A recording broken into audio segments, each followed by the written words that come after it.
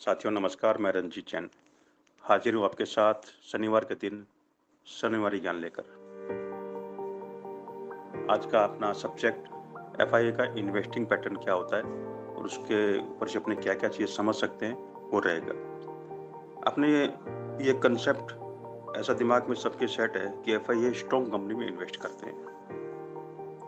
अगर ये company strong है तो इसमें एफआईए की होल्डिंग होगी। दोस्तों ये बात पूरी तरह से गलत है। कोई भी स्ट्रॉन्ग कंपनी में एफआईआई बड़ा पैसा नहीं लगाती है। एफआईआई बड़ा पैसा केवल उस कंपनी में लगाती है जो फ्यूचर में जाके स्ट्रॉन्ग बन सकती है। उनका ये पहचानने का अपना तरीका है, वो मैं थोड़ा बहुत ब्रीफ में आपको समझा दूंगा वो कैसे पहचानते हैं ऐसा, बट डिटेल में तो नहीं जाऊंगा। तो वो भी उन कंपनियों को खोजती रहती हैं जो कि आगे जाके अच्छी हो जाएगी, जिसको अपने मल्टी बैगर कहते हैं।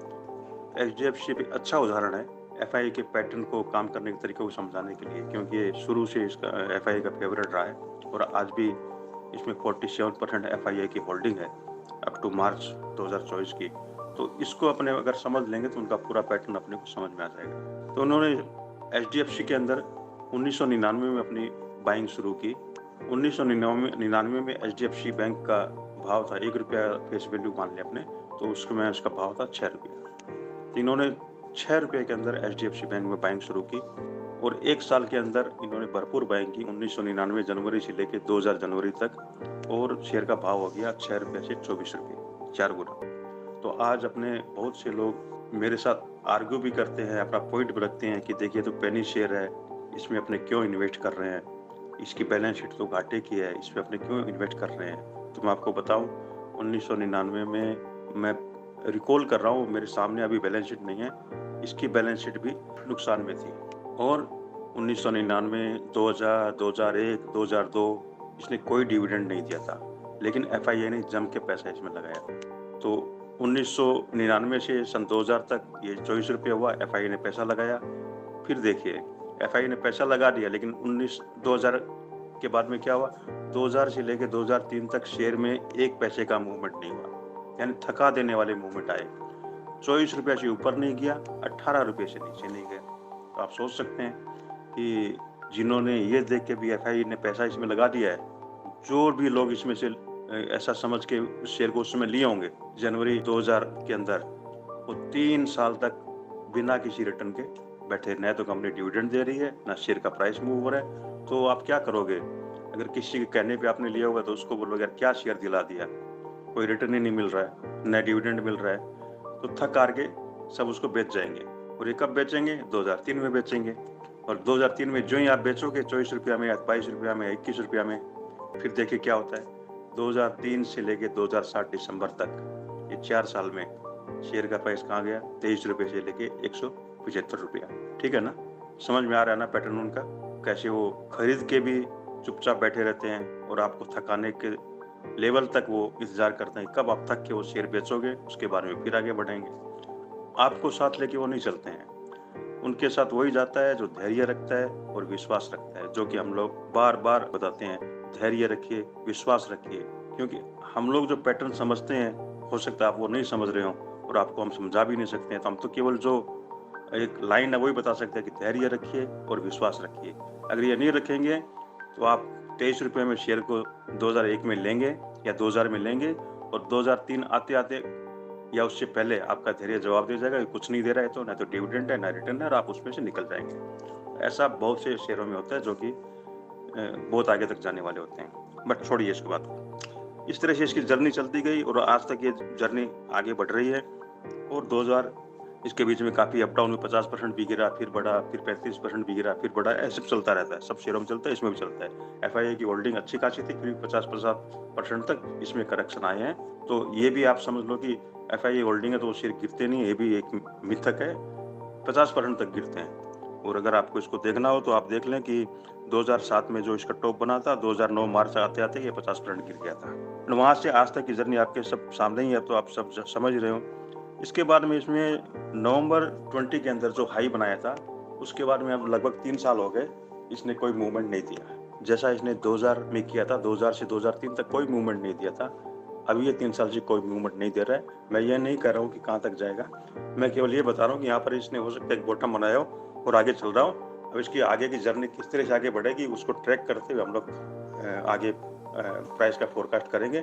बट अभी तक यही है कि इसने एक बॉटम बनाया है, 3 साल तक कोई रिटर्न नहीं दिया, डाउन ट्रेंड में या साइड में रहा है। तो यहाँ से ऊपर का मूव लेने की तैयारी है। हो सकता है कि अच्छा मूव आ गया है, बट वो आपको अपडेट करेंगे, अभी इसको फाइनल मत समझिए। तो ये एफआईए का पैटर्न आप थोड़ा-थोड़ा इसको समझ लीजिए। अब मैंने आपको कहा था कि एफआईए के जो सेल के और बाई के फिगर आते हैं, उसको आप केवल जो नेट फिगर आता है उसको मत देखिए, उसको आप ग्रोस रूप में देखिए। एफआईए रोज कुछ ना कुछ बाई कर रहे होते हैं, रोज कुछ ना कुछ सेल कर रहे होते हैं, और वो क्या सेल कर रहे होते हैं वो तो आपके सामने है कि जो चीज़ उन्होंने ₹6 में ली होगी या ₹6 से लेके ₹40 के बीच में खरीदी होगी 2000 में और 2003 तक, वही शेयर वो नेचुरली बेच रहे हैं। और आप ये समझो कि उस समय जो उन्होंने शेयर जितने वैल्यू के लिए होंगे, उस समय 1400 करोड़ के लगभग की वैल्यू आती है, जो इन्होंने टोटल स्टेक खरीदा होगा 35% का।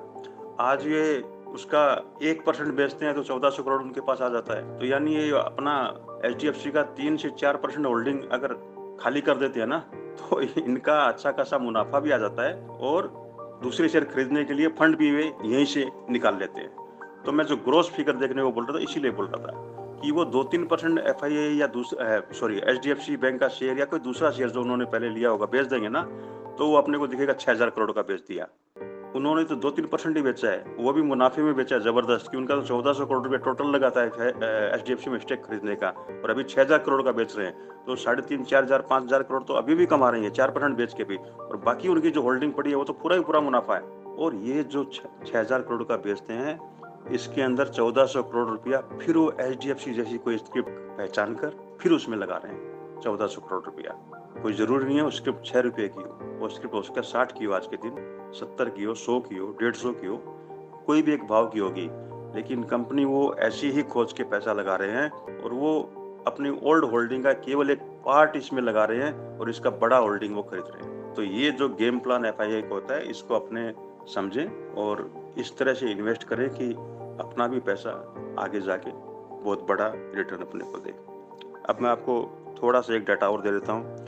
एचडीएफसी बैंक में 2009 में, मैं 15 साल का डेटा बता रहा हूँ, पुराना छोड़ देते हैं, 2001 में जो लगाएगा उसका कितना गुना हो गया उसको तो मैं छोड़ देता हूँ। मैं रिसेंट की बात करता हूँ, जो आप लोग सब उस समय से इन्वॉल्व हैं इस बाजार में। तो आप लोगों ने सोचिए कि आपने अगर उतना पैसा बनाया तो ठीक है, नहीं बनाया तो आप लॉन्ग टर्म इन्वेस्ट करके भी क्या कर लिए।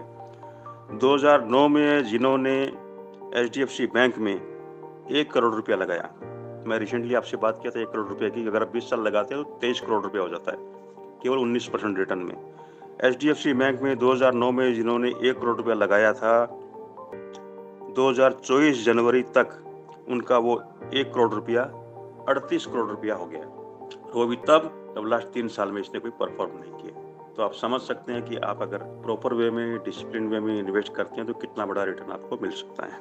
और एफआईआई जो फिगर आप देखते हैं सेल कर रहे हैं, उसको उस तरह से मत देखिए। वो 6000 करोड़ का सेल करके और साथ में 4500 करोड़ का जो बाइंग कर रहे हैं, नेट में 1400 1500 करोड़ रुपया का सेल फिगर उनका आ रहा है, तो समझ लो कि वो अपना एक part of old investment sell करके अपना पूरा पैसा निकाल लिए और उसका एक सब्सटेंशियल जो प्रॉफिट जनरेट किया उसको री इन्वेस्ट किया ऐसी कंपनियों में जो उनको आने वाले सालों में फिर 1 करोड़ का 38 करोड़ रुपया, जैसा अभी मैंने आपको बताया, देने वाले होते हैं। Thank you very much. And चलो, इस डिस्कशन के बाद में आपके मन में कोई क्वेरी हो तो अभी आप पोस्ट करें, मैं ट्राई करूँगा उसको आंसर करने की। Thank you very much.